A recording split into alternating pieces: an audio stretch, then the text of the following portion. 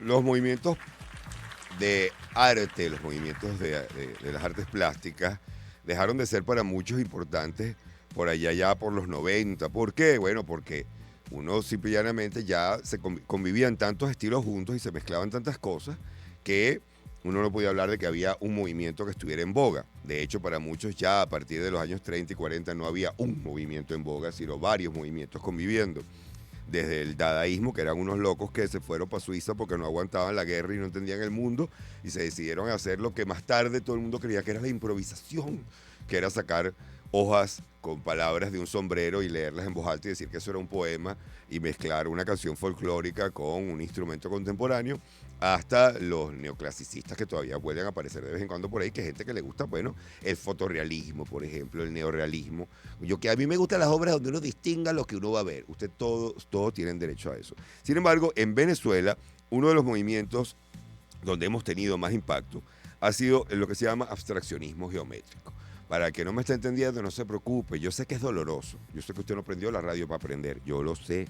Pero uno, diga que fue un accidente. Hoy aprendí algo en la radio por accidente. El abstraccionismo es el movimiento donde no se ve nada preciso. Ese que su tío entra a la galería y dice, pero eso lo puedo haber pintado yo. Eso lo puedo haber hecho un perro con la cola.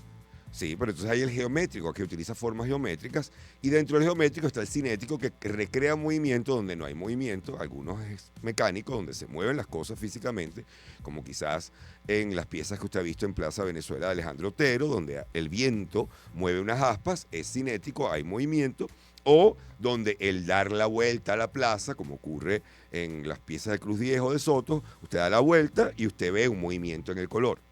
Venezuela, en ese sentido, es privilegiada de tener no solamente la generación de Cruz Diez de Soto, sino tener una nueva generación, pero que además, y por eso es que me pongo a hablar de movimientos artísticos, yo sé, pero por lo hago para que haya, esto se llama niñitos contextualización. Uno no puede llegar y meter, yo puedo entrevistar a quien voy a entrevistar ahorita sin decirles nada, o les doy un contexto y todos aprendemos algo un poquito, para que además, pues cuando vayamos a la galería que les voy a recomendar, ya usted vaya y usted lleve a su novio y diga, es que a mí me gusta mucho el abstraccionismo geométrico, y usted queda, mira, puntazo con esa mujer. El jueves que viene le lleva pispa, puntazo con esa mujer. O sea, estoy ayudándolo, hermano, estoy ayudándolo. Quiere confundir a su marido. Yo no te estoy montando cacho. Yo lo que pasa es que estoy pendiente al arte geométrico, ¿ves? Lo vuelve loco. Entonces, les iba a decir que voy en este momento a hablar con V10, con Vicente 10, pero firma V10, y me encuentro en este material que nos hagan nosotros, que hay una lectura del arte cinético. Yo, claro, sí, yo estoy viendo que él es un gran heredero del arte cinético de nuestros artistas, pero también del pop art. ¿Cuál es el pop art, Vicente? El pop art, mire, usted vio las latas de la sopa Campbell, esas que hizo Andy Warhol. Bueno, esto es agarrar algo de la producción de imágenes normales que hay en la calle, dejar de hacer arte con cosas sublimes y agarrar que sea Elvis Presley, a Marilyn Monroe, una lata de sopa Campbell y la coloco allí, utilizar un formato de comiquita como hacía Liechtenstein. Liechtenstein agarraba la comiquita y la ponía tan grandota y ese cuadrito de comiquita lo ponía gigantesco y la gente, wow, qué increíble, el arte de la gente popular se convirtió en arte clásico, qué increíble todo esto. Bueno, pero ¿cómo se mezclan? Y así arranco por arriba, Vicente. ¿Cómo se mezclan dos tendencias que parecieran contrarias? Siendo el pop art muy de la forma reconocible y de la forma reconocible industrial, cultural, que uno ve en la calle, la lata de refresco, el artista pop, lo cotidiano. los billetes, las banderas, como Hans Art, por ejemplo, y el arte cinético que más bien aspiraba a una cosa tan sublime que tenía que ver con vamos a crear el movimiento puro sin que haya un objeto reconocible. Es decir, Soto no le puso el sol naciente a la esfera naranja. La llamó esfera naranja para que fuera lo más neutro y uno es el que le atribuye el significado. ¿Cómo estás? Muy bien, muy ¿Te bien. esperabas así de fastidiosa el comienzo de una entrevista? No, buenísimo, me encantó la introducción para que la gente entienda un poco de qué vamos. Claro, entonces Sí, tú, sí, sí. y además porque si la gente va, yo creo que deberían ir a esta exposición, que estoy viendo lo que va a haber en esta exposición de la que vamos a hablar, es importante que tengan este contexto, cómo mezclar dos elementos que parecieran contradictorios. Claro. Bueno, yo creo que en mi caso es como, yo siento que soy como una especie de licuadora y vas como metiéndole un poco allí los movimientos que te gustan. Como venezolano, creo que en el ADN tenemos ese toque de cinetismo. De hecho, cuando empecé a salir a ferias internacionales y empezaban a ver mi obra, que es pop, porque yo creo que es que su característica primordial es pop con toques de cinetismo. cuando se daban cuenta que era venezolano, tenías que ser venezolano. Todos los venezolanos, o una gran mayoría de los artistas venezolanos, manejan muy bien ese tema cinético, bueno, porque tenemos a dos grandes maestros del cinetismo, bueno, dos o más. O más. Muchos más, sí. En el grabado hay muchísimos. Sí, Lo que pasa sí, es que sí, a claro. nivel de escultura Claro. y presencia urbana, Exacto. ciertamente Soto, Cruz 10, creo que todos de niños nos tocó ir al Museo de Bellas Artes y entrar en el Claro. Penetrable. Claro. Y entonces todos recordamos un poco de cuerdas colgando y nadie te explicaba que eso era arte. Sino Claro. tienes que entrar en el Penetrable para que aprendas, como si uno se le iba a pegar de las cuerdas del conocimiento. Pero Sí, sí, sí. esa es otra Otros más contemporáneos como el maestro Juvenal Ravelo, que Exacto. también maneja un poco. El mismo Otero, claro. Es eso un poco. Y también ese gusto mío por el color y por lo urbano y por lo cotidiano.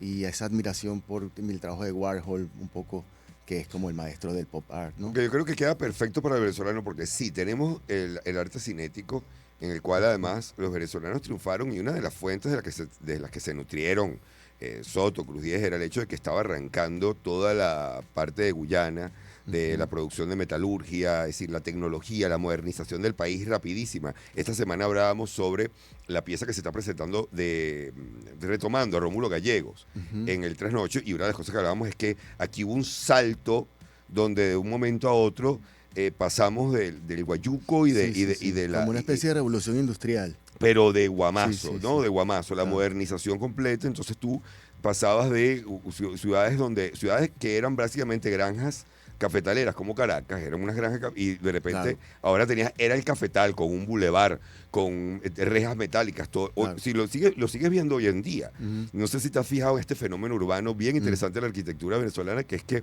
hay un cierto tipo de gente que tiene una plata, eso es todo lo que estoy diciendo, para comprarse unas casas determinadas, pero les gusta mucho el concreto armado como acabado, incluso si Claro. sea de ladrillo, lo acaban en apariencia de concreto armado, porque bueno, me imagino que da seguridad, pero ¿dónde Sí, pongo sí, la sí, plata? sí. O sea, ¿dónde muestro que tengo plata? Porque tengo tapado Claro. toda mi casa. Las Las puertas. ¿Tú te has dado claro. cuenta de que en Claro. metalurgia están Ujú. haciendo patrones Unas obras de geométricos? arte, O sea, sí, hay un precioso. estudio de fotografía que se tiene que hacer sobre esto. Claro, y artistas involucrados haciendo ese trabajo de puertas. O sea, la Sí, puerta sí, viene sí. firmada. Claro, Me las acabas de puertas. aclarar, ahora lo Claro, entendí. Claro, porque yo siempre digo que es para el cuento. Esta gente Claro, va a no, decir, no, no, no, vaya a no, creer que no. esa puerta me la hizo Metalmecánica Los Sánchez. No, Esa puerta me la hizo el está artista firmada. tal, y esa puerta, en la puerta del garaje, que Claro. tiene todos estos patrones, Sí, viene sí, sí, firmada. sí, claro. Claro. Claro, y por la parte de atrás de esos muros te puedes encontrar cualquier cosa. Sí, sí, sí. Bueno, Me tocó entrar por accidente a una casa y había una flor de cayena hecha en acrílico. Ya. Me atrevo a decir de 3 metros de ancho y de largo sobre un comedor. claro. Y es el momento que tú preguntas, a ver, ¿qué es esta casa? ¿Qué estamos haciendo aquí? ¿Ya para dónde vamos? Creo que la cayena es mía. Sí, ay, ahorita vamos a hablar de dónde es eso, pero hay chisme fuera del aire completo, tampoco así. Ok, y entonces tú tienes este gusto por el pop art y decía que esto se debe, bueno, nosotros hicimos ese salto, entonces el metal, los Claro. colores puros, Lía Bermúdez, para los que han ido al Centro Cultural, al SECAM, antiguo BOD, esas piezas azules que Claro. cuelgan sobre las escaleras son Lía Bermúdez, un Barrios. plástico azul gigantesco, Ajá, está en el precioso. Colegio de Ingenieros también Sí. una pieza de ella. Tienes varios artistas que se encuentran con estos No, materiales, mismo Rafael Barrio. por ejemplo. Claro. Pero el pop art es una cuestión que quiere comentar sobre todo acerca de cómo la imagen dejó de ser sagrada. Claro. Como la imagen totalmente. ahora, todo el mundo es un artista porque tú Ujú. puedes imprimir 90 cajas Claro. con unos colores y unas franelas increíbles. Claro. Entonces, ¿cómo se mezclan estas dos cosas dentro? Y la licuadora, ¿qué saca? ¿Qué Claro. tipo de cóctel Y me, saca? y me acuerdo que cuando era pequeño iba a estos museos y le decía a mi papá, pero eso es un lienzo blanco y una raya roja. O una lata de Coca-Cola pintada. Claro. Me decía, ajá, pero lo interesante de esto es que a él fue el que se le ocurrió. Sí, él bueno. fue el de la idea. O sea, es lo mismo que puedo decir hasta sobre Giampiero Cubit. Claro. Que ese es un bobo que anda sin camisa diciéndole a la gente que coma carne, este es cualquier loco. Sí, pero se le ocurrió. Eso Eso se le amiguitos, ocurrió no se lo podemos quitar. Exactamente. Eso se le ocurrió a él. Y si es un remake de algo extranjero, se le ocurrió a él aquí. Claro, Y- y dentro del arte eso es algo que es muy valorado, o eso es muy importante, la parte de innovar, creatividad, mostrar algo que sea único, que se reconozca con Pero solo todavía verse. se puede, tomando en cuenta que se han probado tantas cosas, se ha diversificado. Bueno. Y todo el mundo es un artista porque ahora todo el Claro, mundo tiene una ahora todo el mundo tiene computadora. una cámara y Cuando una cámara Alejandro de foto, Otero claro. por primera vez le dieron una computadora y le explicaron lo que él podía diseñar en la computadora, fue uno de los primeros venezolanos en utilizar el diseño computarizado para sus Claro. esculturas, pero él decía, esto abre la puerta para que, o sea, Para yo que tenía mucha que gente, claro. buscarme 2 arquitectos y 4 tipos para que me ayudaran a diseñar, a calcular, esto ya abre la puerta a todo el mundo. Sí, claro, sí, sí, eso sí es verdad. Sí, sí se encuentra. Bueno, a mí particularmente me ha pasado que en esa mezcla mía particular, lo importante yo creo que es eso, que seas lo más auténtico posible y que sea lo más visceral, ¿no? Y que cuando plasmes lo que quieres hacer, pues sea como como borrando un poco de buscar parecerte o a alguien lo más... Y además, yo por lo que vi de tus obras, tú no tienes miedo a ser decorativo. Es decir, no, tú no tienes no, miedo a esta pieza va a encajar perfectamente claro, en no. esta casa, en este Sí, hall. Es algo que muchísima gente que se cae a coba sobre el claro, arte le encanta llenarse la boca con. Uno no puede hacerlo en función del claro. público, sino en función del artista. Y Matisse era de los que le decían, mira, este cuadro en rojo no me gustó el rojo. Y Matisse decía cómo lo quiere. Y se lo Claro. hacían azul y nadie criticaba a Matisse por eso, pero a nadie Mm, le gusta hablar de eso. sí, yo creo que también está en cómo uno maneje la situación.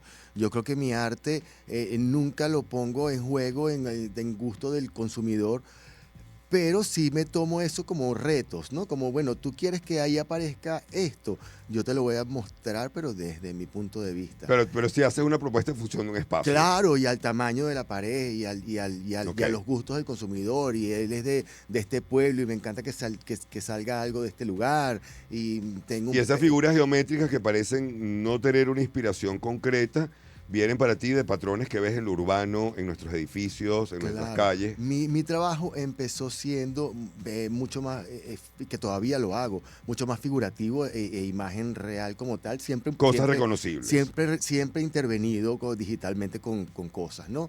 Con elementos geográficos, claro.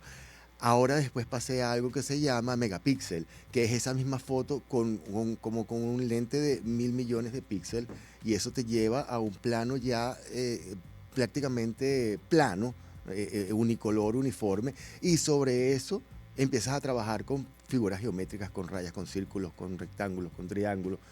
Ya eso lo trabajas como una parte, pero sigues trabajando, sigue siendo una fotografía. Ok. Y ahora Metaverso, que es lo último, es megapíxel de una forma un poco más orgánico, sigue teniendo el mismo color de megapíxel y las mismas figuras geométricas, pero ahora un poco más orgánico, más curvas, más abstracto todavía. Ya es lo que hablamos ahora de geometrismo abstracto o abstracto Ok. Esto se va a geométrico. ver en una exposición que ya está a partir de ayer Sí, en inauguramos. Sacaron las Mercedes, ¿no? En Exactamente. donde la curaduría la hizo la gente de Ventutarte y va a estar, está también, para que lo puedan ver, además de Soto, está Raymond Romero, Dagor, José Gregorio Graterón.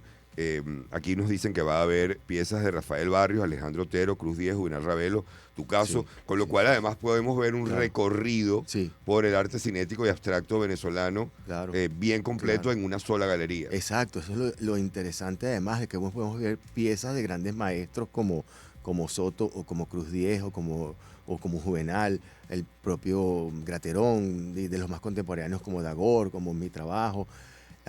Sí, sí, va a haber un recorrido interesante por esta cosa geométrica y cinetismo de grandes maestros de venezolanos. Muy bien, entonces esto está en la calle Madrid, entre Caroní y Nueva York. Miren amigos, las Mercedes no solamente está el Tolón y los Procalenteros, hay galerías de arte. Galería de arte, buen momento para anotarse con la pareja, sea hombre, sea mujer, paolelo loco. Cuando usted siente que su pareja lo tiene leidito, que dice, este ya cree que me conoce, este ya cree que me conoce, ¡pum! Le llevas por una galería de arte, entonces te da como 2 meses de tregua mientras tú te decides si quieres estar con él. Te da 2 meses para mantenerlo ahí interesado mientras tú sigues tu evaluación y esto lo pueden hacer este fin de semana perfectamente en la Galería Zácaro, en Las Mercedes, calle Madrid, entre Caroní y Nueva York, con esta exposición esta Zácaro Art Gallery, que me parece que está excelente. Esta exposición, ¿cómo se llama? ¿Megapíxel? ¿O No, Megapíxel es tu última etapa, es tu última colección? exactamente. Es mi colección anterior antes de presentar esta que presenté ayer, que inauguramos, ayer fue el opening, que se llama Metaverso, que es una evolución de Megapixel. Excelente. Bueno, Ok, no se diga gracias. no se diga que aquí los mandamos a ver puro teatro, que aquí los mandamos a ver, mira cómo mira Isabela. Isabela, ya sabe que tenemos una discusión sobre la cantidad de invitados de teatro que hay. Yo estoy de acuerdo en darle espacio al teatro. ¿Cómo lo voy a hacerlo si mi esposa es actriz? Y yo estuve en esa droga que se llama el teatro durante 20 años, de la cual me libré, Isabela. Yo soy un hombre muy fuerte, porque tú me traes aquí a los proveedores y yo sigo diciendo, no, a mí no me vas a traer, pero yo invito a la gente a que vaya. Me refiero a hacerlo, no a verlo. Pero aquí está también esta exposición. Recuerden que además esta noche también está La Clave, que seguramente está requete soldado, pero para que se anoten. Y muchísimas gracias a Vicente 10, V10, @V10.Vicente10 en Instagram para que vean su obra. Gracias. Gracias a ustedes por la invitación. Vamos con Texas Hold'em de Beyoncé. Sonidos que te envolverán en un mundo de emociones. Voces que te mantienen con la mejor onda en un solo dial. Onda, la superestación. 107.9 en Caracas. 104.5 en Barquisimeto. 91.5 en Puerto La Cruz. 107.3 en Maracaibo. 103.5 en Ciudad Bolívar, La Guaira. 105.5, 90.3 en Acarigua. Onda, la superestación. 88.1 en Puerto Ordaz. 96.3 en Maturín. 103.9 en Guarenas. 105.3 en Mérida. 105.1 en Margarita. Déjate sorprender con sonidos y voces con el mejor estilo. Onda, la superestación. Así somos, así somos.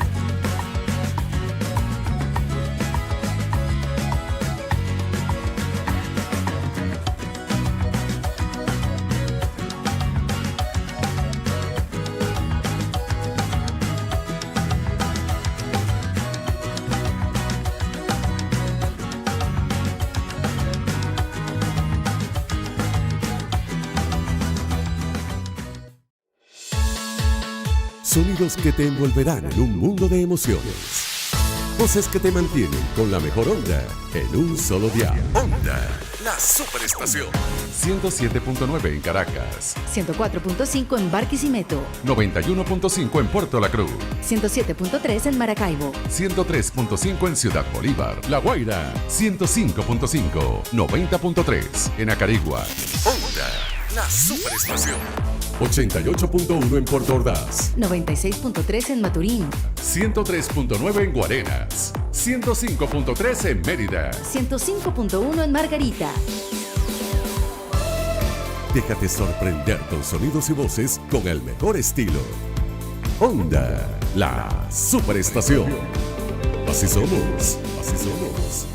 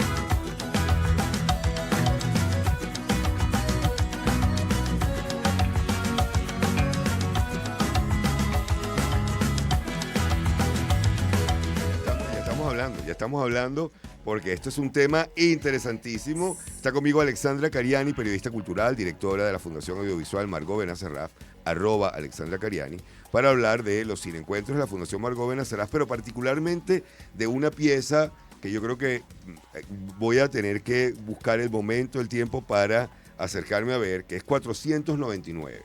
Ay, pero me encantaría que vinieras, por favor. Es una pieza en una película. Una película en la cual Hernán Cortés, ex conquistador para muchos de México, de la mano quizás para algunos del tirano Aguirre, de otros, pero Hernán Cortés vuelve al México actual y camina por el México actual y se encuentra con las víctimas de las drogas, de la guerra contra las drogas también, de la crisis económica, es decir, no con males generados por él, aunque algunos son capaces de atribuirle a los males de hoy en día a 500 años atrás, me parece muy cómodo e increíble, pero me parece que esto genera un enfrentamiento fascinante y hablemos primero de dónde viene esta película, cuál es la historia de esta película, quién la trae y cuántas posibilidades vamos a tener de verla. Claro. Gracias, oye, gracias por esta posibilidad y por tu entusiasmo, por tu apasionamiento No, yo creo que con el tema. El tema de la conquista es importante porque aunque haya gente que me esté escuchando pensando que mi interés es histórico, mi interés es sobre todo sociológico porque es interesante que hasta el día de hoy le seguimos echando culpa a la conquista. Es decir, los españoles se llevaron el oro y resulta que hemos sacado más oro en los últimos 500 años del que jamás ni siquiera se imaginó que había aquí. Los españoles mataron a los indígenas. Muchos más indígenas murieron después de que se fueron los españoles que antes. Entonces creo que hay una cantidad de datos que hacen que se refresque esta discusión de qué fue lo que ocurrió aquí, porque esto era en realidad un imperio, no una colonia, que es muy distinto a lo que tenían los ingleses. Y nosotros no sabemos distinguir eso. Claro. Yo siempre digo que este es un tema que hay que revisitar. Claro. Esta película, yo les echo el cuento rapidito, yo tuve oportunidad de verla hace 2 años y me pareció tan interesante el enfoque del director, tan creativo, que bueno, empecé como a seguirle la pista, ¿no? Y fue increíble porque a través de Instagram yo le pedí su correo, pensando justamente en los cineencuentros, que es un espacio donde queremos abrirlo al cine latinoamericano contemporáneo, a nuevos directores. Y él respondió enseguida. O sea, uno a veces hace las cosas y dice, pero es que el tipo no me va a parar ni medio ni me va a responder. Un tipo que lo digo aquí públicamente, Rodrigo Reyes, es, bueno, clase A, una maravilla, un hombre que está además en una posición muy importante hoy en día en el cine. Y me respondió enseguida, Alexandra, ¿cuándo te mando la película? Me parece buenísima la idea. Es decir, que empecé por esta anécdota porque no es muy usual que suceda. Y por supuesto en la película gratis, ni te preocupes, eso no es nada de derecho, o sea, increíble. Total que conseguimos la película y es muy interesante porque nosotros venimos haciéndole un poco de seguimiento a directores que han abordado el tema de la violencia en México. Hay muchos directores interesantes. Está Tatiana Hueso, que tiene unos documentales fabulosos. Everardo González, que ha hecho unos trabajos, bueno, increíbles sobre los secuestros y el tema de las drogas. Está también Amate Escalante, de una generación un poquito anterior. Y entonces nos llamó la atención Rodrigo Reyes, que no lo conocíamos, porque da este aporte que viene siendo la parte como histórica, porque él mismo nos dijo en la entrevista que le hicimos vía Zoom, que la vamos a presentar el día de la película también, él es hijo de historiadores, entonces es un tema sensible para él. Por supuesto, era el tema de la cena para él. Totalmente. O sea, la cena de infancia era escuchar estas preocupaciones. Lo interesante de la película 499 es que más que tocar toda la parte como de la conquista española, es el enfrentamiento de este conquistador, que no estoy segura si realmente es Hernán Cortés o cualquier fantasmagórico conquistador, que llega a México y él lo pone a escuchar a las víctimas de la violencia. O sea, es una película del presente actual, es decir, es una película donde el conquistador, que representaba el poder, además la imposición, lo masculino, qué sé yo, está él ahora sometido y puesto en un rol de escucha. Es el que escucha a las víctimas, porque una de las cosas que dice Rodrigo, lo dijo en la entrevista que me parece muy bueno, es que una de las características del poder es no escuchar, claro, es no darte la palabra, o sea, no darte la posibilidad de que tú te expreses y denuncies. Entonces él revierte eso en la película y este conquistador va recorriendo desde Veracruz hasta Ciudad de México en una especie de road movie, y va encontrándose con todo este horror de lo que es la violencia en México, porque eso son palabras mayores. Sí, claro. De hecho, hay que decir que documentalistas de este tipo, como los que tú has mencionado, están arriesgando su vida. Si hay un lugar en América Latina donde peligra el periodismo, es en México. Lo sobrepasó rato hace a Colombia, donde también la guerrilla se cobraba lo suyo, pero en este momento el narcotráfico acaba con el periodismo en México, y también la corrupción, porque el narcotráfico va vinculado también al poder por el lado de la corrupción. Exactamente. ¿Y la recepción de esta película cómo fue en México? Bueno, para completar un poquito la idea, lo bueno de la película es que mezcla esta parte documental de las víctimas de la violencia, que eso es documental total, y él hizo todo un trabajo para ganarse la confianza de la gente para este proyecto y que quisiera denunciar sus casos reales, ¿no? Y la parte de ficción, que es la parte del conquistador. Entonces es un híbrido, que también es una característica del cine actual. Sí, ¿cómo se llama esa película de los nómadas que van viajando por Estados Unidos trabajando para Amazon, que ganó un Oscar hace 2 o 3 años? Claro, con esta actriz maravillosa. Y todos los cuentos que estábamos escuchando y todos los actores de reparto, a excepción de 2, eran casos reales. Me recordaste eso ahorita. Así es. Y el gran trabajo del cineasta, decía, todos mis productores se tuvieron que ir a las locaciones. Que es una directora, además. Es una directora, a trabajar a escuchar a la gente y decirle, mira, él tiene un cuento que contar. ¿Tienes el cuento? No. O sea, él te lo va a contar y ahí vamos a prender las cámaras, y esto ocurre aquí en esta película de la que estamos hablando. Los casos que le van contando a Hernán Cortés son personas reales hablando de el impacto de la violencia en sus vidas, de sus muertos, de sus ciudades, de su migración, porque además dentro de México hay una migración constante, sobre todo del norte hacia el sur, que no aguantan más, pero entonces en el sur se encuentran con otro tipo de crimen que también los termina afectando. Y el final es él llegando entonces ¿a qué ciudad termina llegando el conquistador? A Tenochtitlán, que fue luego Ciudad de México. Esta película, la exhibición la hizo siguiendo justamente esa ruta, es decir, la exhibición de la película también siguió un poco el mood de una road movie, pues, o sea, no es como esos directores que sabes, ¿no? Ay, se olvidaron de la gente con la que filmaron y van para Cannes, van para... Quería que el primer público que la viera era el público que había participado o que conocería de las realidades. Y él fue llegando a Ciudad de México. él fue atravesando ese recorrido que hace el conquistador en la película y llega a Ciudad de México. Claro, pero esto le produce un efecto maravilloso, porque obviamente en Ciudad de México habrá habido un estreno. Totalmente. Donde es muy distinto como director estrenar en Ciudad de México y hablar de, bueno, y cuando fuimos, y hablamos con esta gente y tenían historias muy bonitas. Y otra cosa es venir cargado de las reacciones positivas y negativas que fue teniendo todo el público involucrado en esta historia a lo largo de una ruta que recorrió el personaje de tu película. Exacto. O sea, Pero es un fíjate meta road movie en lo tu que cabeza. es tener un concepto. Claro. O sea, Sí, lo que es ser auténtico. Exacto. Y tener visualizado cómo quieres tú que sean las cosas. Es decir, ahí está todo pensado, todo bien pensado. Esta película, bueno, ganó premio en Tribeca, muy importante festival en Nueva York. Que es el que lleva Robert De Niro, ¿no? Sí, el que creó Robert De Niro. Es un festival, bueno, ganó mejor fotografía porque el trabajo visual, que es otro aspecto que hay que destacar, fabuloso. Es Bueno, decir, en ahí América hay un Latina, trabajo de imagen. En América Latina está pasando algo, porque el trabajo de imagen, por ejemplo, en Chile, de Conde, fue también algo que yo cuando lo vi para este Oscar, yo decía, aquí hay, y alguien me hablaba, ¿no? Y no solamente Chile, o sea, hay un trabajo a lo largo de toda América Latina importantísimo en el área de la dirección de fotografía. Así es, y es un cine al que es difícil de repente llegarle. Claro. Es un cine que corre paralelo al cine comercial, al cine que llega a todas partes. Entonces nosotros también estamos haciendo un trabajo un poco de búsqueda de este cine que se presenta a veces en festivales o en secciones que no son la primera sección del festival, pero que tienen un aporte de verdad muy, muy importante. Entonces, aparte de la película, el sábado 20 de abril, en el Trasnocho Cultural a las 11 de la mañana. Me encanta cuando la entrevista es pro. Cuando yo ya va viendo que recta final, da lugar, hora, llamado a la acción, me encanta el profesionalismo. No, lo que pasa es que yo trabajé muchos años en radio. Claro, entonces, ya tú sabes, ya yo sé por el dónde fenómeno viene de el emoción, tumbado. que uno se emociona en medio de la entrevista, sales de la entrevista y te suena el teléfono. No dijiste nada. No, y yo pensando los datos principales, Claro. qué, cómo, dónde y cuándo. No, pero bueno. esto es nada más este sábado.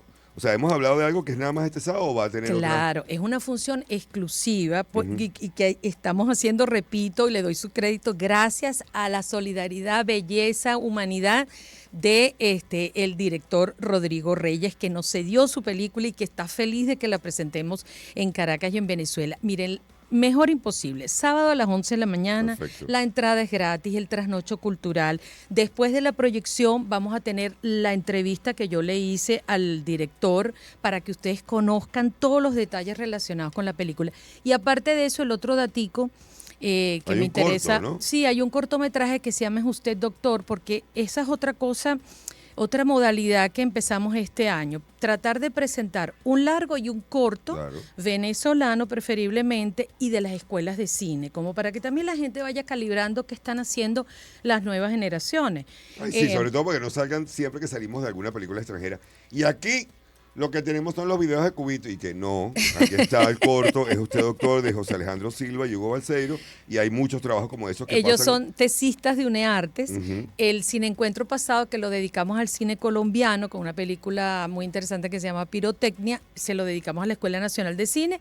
Y vamos a seguir así, la UCAP, la UCB, es decir, abriendo espacio. Es como ese trabajito de abrir espacios. Sí.